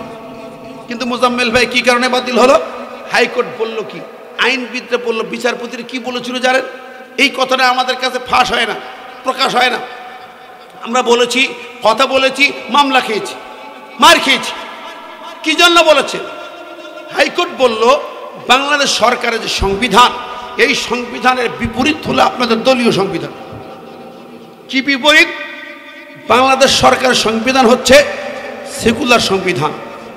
এখানে সার্বভৌম ক্ষমতার মালিক জনগণ, মানুষ। আর আপনাদের সংবিধানে বলা হলো সার্বভৌম ক্ষমতার মালিক আল্লাহ। তাহলে মারাত্মক ডিফারেন্স। যেখানে একটা জমি, এই জমিটা মালিকানা দাবি করছে মোজাম্মেল ভাই, আমি বলছি আমার, 2 জন মালিকানা দাবি করে 2 শরীকে মারামারি হবে কি হবে না? এখন কাগজপত্র কার ঠিক, কোনটা সঠিক? ভালো করে ইমানদার মুসলমানরা, 92% মুসলমান কিন্তু এটা ভাবে নাই। একবার ভেবে দেখেন, আল্লাহ বলছেন সার্বভৌম ক্ষমতার মালিক আল্লাহ। আসলে ক্ষমতার মালিক আল্লাহ না আমরা? আমরা ক্ষমতার মালিক কিনা? আমি তো আমার মালিক না, আমি আমার মালিক না, আমি আমার একটা চোখের মালিক না, আমি আমার একটা পশমের মালিক না। জোরে বলেন, আমি আমার একটা দাঁতের মালিক না, একটা পশমের যিনি মালিক না, ওরে পিসাব ফিরার ক্ষমতা আমার নেই, আমার পিসাব বন্ধ করে দিলে খোরা ক্ষমতা নেই। কতক্ষণ? তাহলে ওই ক্ষমতার মালিকও আমি না, তাহলে আমি সার্বভৌম ক্ষমতার মালিক। চোখে দেখলেন না, চোখে দেখেন নাই, 5 তারিখে যিনি চলে গেলেন, ক্ষমতার মালিক যদি হবেন তাহলে পালাতে হবে কেন? কথা বলেন, বুঝে নেন। আমি আমার দেহের একটি পশমের মালিকানা আমার নেই, আমি ক্ষমতার মালিক। আস্তাগফিরুল্লাহ। আপনি যে বান্দার আলো বাতাস খান, যে বান্দা আপনি আল্লাহর আলো বাতাস ভোগ করেন, যেই বান্দা আপনি আল্লাহর অক্সিজেন ভোগ করে বেঁচে আছেন, যেই বান্দা আপনি আল্লাহর শ্বাস প্রশ্বাস ব্যবহার করেন, যেই বান্দা আপনি আল্লাহর এই দিয়া জবান দিয়ে কথা বলেন, আল্লাহ দিয়ে চোখ দিয়ে তাকান, আল্লাহ দিয়ে পা দিয়ে হাঁটেন, আল্লাহ দিয়ে হাত দিয়ে নাড়াচাড়া করেন, আর সেই বান্দা আপনি আল্লাহর ক্ষমতার না মেনে আর একজন নাস্তিকের বাচ্চা ক্ষমতার মালিক মানেন। কোথায় আপনার ঈমান? কোথায় আপনার ঈমান? আল্লাহ বললেন, পরিষ্কার বললেন, লাইন আশরাকতা লা ইয়াহবাতান্না আমালুক। আমার এই কথাগুলো যদি এই জায়গার জ্ঞানীগুণী মানুষদের মাথায় না যায়, আফসোস থেকে যাবে। আল্লাহ লাইন আশরাকতা লা ইয়াহবাতান্না আমালুকা, যারা শিরকে লিপ্ত হবে, আল্লাহর সার্বভৌমত্ব না মেনে মানুষের সার্বভৌমত্ব মানে এটা একটা শিরিক, জ্বলন্ত শিরিক। এই শিরিকে যারা লিপ্ত হবে, মূর্তি ভাস্কর্য মানে লিপ্ত হবে, তাহলে তোমার আমল সব আল্লাহ বাতিল করে দেবে। লা ইয়াহবাতান্না, লামে তাকে নুনে তাকে আল্লাহ ব্যবহার করে সূরা জুমারের 65 নম্বর আয়াতে আল্লাহ বললেন, তোমার আমল আল্লাহ বাতিল করে দেবেন দেবেন দেবেন। তোমার নামাজ কবুল হবে না, একটা সিজদা কবুল হবে না, একটা রোজা কবুল হবে না, একটা তাসবিহ কবুল হবে না, তোমার দাড়ি কবুল হবে না, তোমার হজ কবুল হবে না, তোমার উমরা কবুল হবে না, তোমার দান সাদকা কবুল হবে না, হবে না, হবে না। আমার ভাই বন্ধুরা, সব বাতিল হয়ে যাবে। প্রিয়ারে হাজিরি, আমার কথাগুলো কষ্ট পাচ্ছেন না তো? আর বুঝতে অসুবিধা হয়? আরেকটি কথা হলো যে তুমি এই কোরআনকে মানতে পারো নাই, আল্লাহকে কষ্ট দিলে। কি বিসমিল্লাহ কেটে দিলে সংবিধান থেকে? দেয় নেই, জোরে বলেন, দেয় নেই। যারা নিজে হাতে বিসমিল্লাহ কাটলো, 300 এমপি মন্ত্রী, তারা আল্লাহর কোরআনের বিসমিল্লাহ কাটলে তার ঈমান আছে? সে মুসলমান না বেঈমান? সে কাফের না মুসলমান? ও আমার ভাইরা, বুধপাড়ার ভাইরা নাই, রাজশাহীর ভাইরা নাই, সারা বিশ্ব যারা শুনবেন, একটি কথা এখানে মনে রাখবেন, নিজে হাতে বিসমিল্লাহ কাটলো তারা শুধু কাফের হবে না, তারা শুধু আল্লাহর দুশমন হবে না, তারা শুধু আল্লাহকে কষ্ট দিল না, বরং যারা তাদের সাপোর্টার তারাও আল্লাহর দুশমন না ফরমান বেঈমান। যারা বিসমিল্লাহ কাটাকে সাপোর্ট করেছেন, যারা ওদের ভোট দিয়েছেন, সাপোর্ট করেছেন, দল করেছেন, পার্টি করেছেন, আপনাদের সবাই একযোগে আপনার বেঈমান হয়ে গেছে। আপনার আমল যদি বলেন, হুজুর আমি হাজী সাহেব কিরামের কোন জমি জমা দিয়ে মসজিদ বানাই দিয়েছি, বলছেন কি? আমার আল্লাহ কয়, যালিকা বিআন্নাহুম কারিহু মা আনজালাল্লাহ ফাআহবাতা আমালাহুম। ও বান্দারে শোনো, যারা নাকি আমার কোরআনের বাণী, আমার আইন নীতিমালাকে অপছন্দ করে, যে কারিহু অপছন্দ করে, বা আহবাতা আমালুহুম, আল্লাহ পাক তাদের সকল আমলকে বরবাদ করে দেন, বাতিল করে দেন, কোনো কবুল হবে না। আমায় ইয়াবতাগি গায়রাল ইসলামি দীনান ফালা ইকবাল মিনহু ওয়া হুয়া ফিল আখিরাতি মিনাল খাসিরিন। আল্লাহ বলতে পরিষ্কার কথা, যারা আমার এই ইসলামের নীতিমালা বাদ দিয়া, এই সংবিধান বাদ দিয়া যারা মানুষের তৈরি সংবিধান রচনা করে মানুষের তৈরি আইনের শাসনতন্ত্র চালাবে, ওদের কোনো বন্দিগি লান ইকবালা, নন এবার কোশ্চিন কালেও কবুল হবে না, হবে না, হবে না। তাই যদি হয়, আমাদের আজকের সমাজের এই চেতনার 5ই আগস্টের বিপ্লবের পরে আমি মনে করি 1 নম্বর কাজ হবে, 1 নম্বর কাজ হলো ওই ক্ষমতার যেই সংবিধানে বসে আছে, যেই সংবিধান সেকুলার, যেই সংবিধান মানুষের সার্বভৌমত্বের সংবিধান, এটা কুফরি সংবিধান। এই কুফরি সংবিধান মানি না, সেকুলার সংবিধান মানি না। কুফরির বীজ ভাঙতে হবে, সেকুলার শিকড় উপড়ে ফেলে সাগরে ফেলে দিয়ে আল্লাহর সার্বভৌমত্ব কায়েম করতে হবে। সার্বভৌম ক্ষমতার মালিক কে? আর জোরে বলে কে? অতএব এই সংবিধান সংস্কার হবে 1 নম্বর। এখানে সার্বভৌম ক্ষমতার মালিক হতে হবে কে? আরো জোরে বলেন কে? বন্ধুরা আমার, 1 নম্বর সংস্কার। 2 নম্বর হচ্ছে আপনার প্রশাসন সহ বিচার বিভাগ। এই বিচার বিভাগের যেখানে যা আছে, আমার নবীকে চিফ জাস্টিস হিসেবে মানতে হবে। প্রশাসনে, আইনে, আদালতে সূরা নিসার 65 নম্বর আয়াতে বলা হয়েছে, নবীর কষ্ট দিলে তুমি উম্মত ইমানদার থাকতে পারবে না, নবীকে জাস্টিস মানতে হবে। আমার আদেশের আইন আদালত সব জায়গায় আল্লাহর কোরআনের বিচার, নবীর বিচার চালু করতে হবে। দরবেশটা ধরা পড়েছে, হাত কেটে দেন নাকি ভাই? দরবেশটা ধরা পড়ছে না? ওরে দরবেশ, হাজার হাজার কোটি কোটি টাকা লুটপাট করেছো, তোমার শাস্তি কোরআন বলা সারিকতে ফাত্তাই দেহ, হাত কেটে দাও। কি কথা বলেন?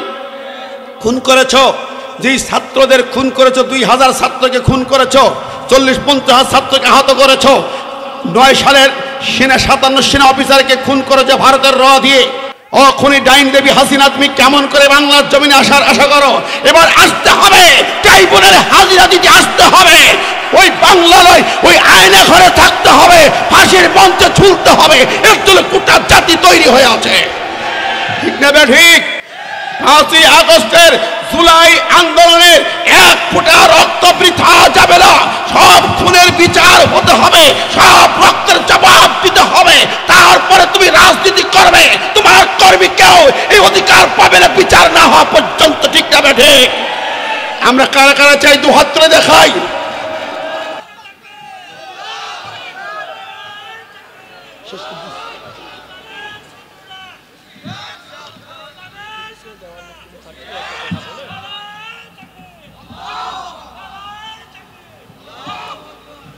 আল্লাহ পাক কবুল করুক, জোরে বলে আমিন।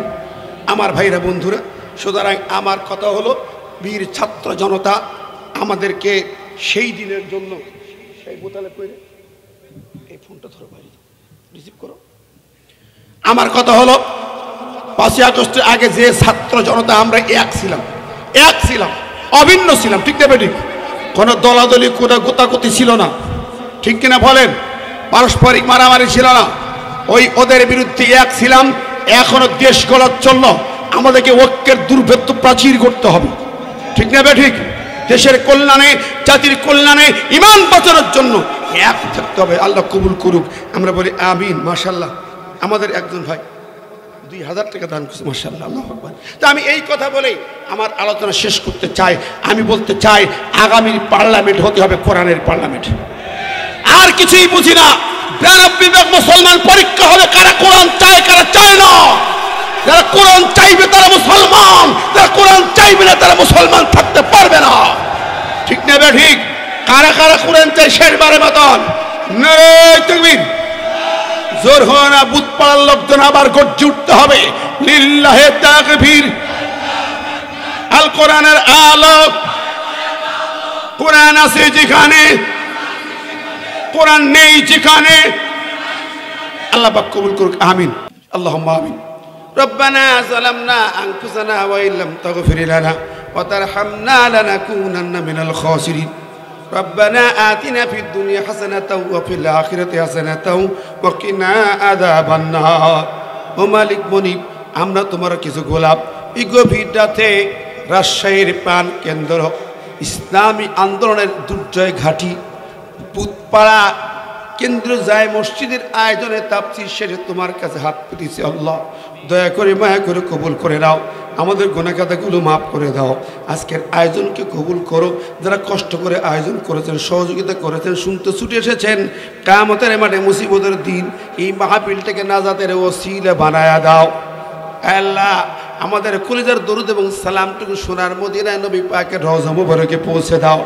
আমরা হাত তুলি, যেমন অনেকে আব্বা নাই আম্মা নাই, যাদের ঋণ কখনো শোধ হয় না, বুকের চামড়া কেটে দিলেও মায়ের 1 ফোঁটা দুধের ঋণ শোধ হবে না। মাবুদ রে, দয়া করে আমাদের আব্বা আম্মাকে মাফ করে দাও। মাটির কবরে শুয়ে থেকে আমাদের আব্বা আম্মাকে জান্নাতের মেহমান বানায় নাও।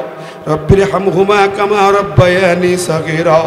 ও মালিক মনিব, আমরা তোমার দুয়ারের ভিখারি হয়ে হাত পেতেছি। আল্লাহ, ফিরাই দেবেন আশাবাদী। এই এলাকা, এই রক্তাক্ত ময়দান, যত ভাই জীবন দিয়েছেন তোমার দিনের জন্য, আল্লাহ তাদের শাহাদাত কবুল করো। শহীদ সাব্বির ভাই থেকে শুরু করি আবু সাইদ মুগ্ধ পর্যন্ত যারা জীবন দিয়েছেন সবাই শাহাদাত কবুল করো। আল্লামা সাইদি, শহীদ নিজামী ভাই, মুল্লা ভাই, কাশেম ভাই সহ যারা প্রাণ দিয়েছেন ফাঁসির মঞ্চে, আল্লাহ তাদের জান্নাতের উচ্চ মাকাম দান করো। রব্বুল আলামিন, এমনি ভাবে কত মানুষ, কত ভাইরা চোখ হারালো, পা হারালো, তোমার দিনের জন্য পঙ্গুত্ব বরণ করেছে। আল্লাহ, তাদেরকে জীবন্ত শহীদের মর্যাদা দিয়ে দিও। আল্লাহ মালিক রে, তোমার কাছে হাত পেতে যারা ফরিয়াদ করে, তুমি দেখো প্রত্যেকের নেক মাকসুদা যারা কবুল করে নাও, যার যেমন বেদনা যন্ত্রণা তুমি রহমত দিয়ে দূর করে দাও। ওগো মালিক, যারা অসুস্থ আছেন সিপাহে কামেলা সেহাতে হাজেলা দাও, যারা বিপদে আছেন বিপদ মুক্ত করে দাও। জানি না কখন ডাক দেবে, কার সকাল কিভাবে হবে জানি না আল্লাহ। খালি ইমানদার মর্দে মুজাহিদ না মানে কবর যেন ডাক দিও না। সারা বিশ্বের মুসলমানদের ঐক্যবদ্ধ করে দাও আল্লাহ। ওই লেবানন, ফিলিস্তিন, গাজাকে আল্লাহ তুমি মুক্ত করো। ইসরায়েলের চক্রান্ত আল্লাহ থেকে হেফাজত করো। ইসরায়েলকে নিশ্চিহ্ন করে দাও, খতম করে দাও আল্লাহ। কাশ্মীরে আমার ভাইরা মরে আল্লাহ, ওই ভারতের মোদী নামের স্বৈরাচারের হাত থেকে রেহাই দাও আল্লাহ। মাহবুদ রে, মেহেরবানি করে তুমি সারা বিশ্বের মুসলমানদের ঐক্যবদ্ধ করে দাও। এক কালেমার নিচে আমাদের একাকার করে দাও। আমার দেশটাকে সব ভেদাভেদ ভুলে এক কালেমার ছায়া তলে আমাদেরকে ঐক্যবদ্ধ করে দাও। তোমার দিন কায়েমের স্বপ্ন নিয়ে আমাদের সামনে এগিয়ে যাওয়ার তৌফিক দাও। মাহবুদ, জানি না হতে পারে আজকের এই দোয়া শেষ দোয়া আল্লাহ। সকাল হবে কেমন তো জানা নাই। মাহবুদ রে, কার গাছের পাতা ঝরে গেছে জানি না, কার জন্য মালাকুল মউত দুয়ারে আসতেছে জানি না, কার কাফনে কাপড় দোকানে রেডি হয়ে গেল তাও তো জানি না রে মাওলা। যেই মুহূর্তে মউত এসে যাবে, ঘরে বেশি মৃত্যু দিও না, হাসপাতালে বেড়ে মৃত্যু দিও না, করোনা বা ভাইরাসে মৃত্যু দিও না, ডেঙ্গু জ্বরে উনিও না রে মাহবুব। মউত যখন দেবে জিহাদের ময়দানে শহীদি মরণটা দিও আল্লাহ। মাওলা রে, যদি শাহাদাত ভাগ্যে না থাকে নামাজের সিজদায় মৃত্যুটা দিও আল্লাহ। যদি শাহাদাত ভাগ্যে না থাকে আল্লাহ, তোমার কালাম কোরআন তেলাওয়াত করতে করতে তুমি মালাকুল মউত পাঠাইও। আর ওই সময় জবানে জারি কি মানে কালেমা লা ইলাহা ইল্লাল্লাহু মুহাম্মাদুর রাসূলুল্লাহ।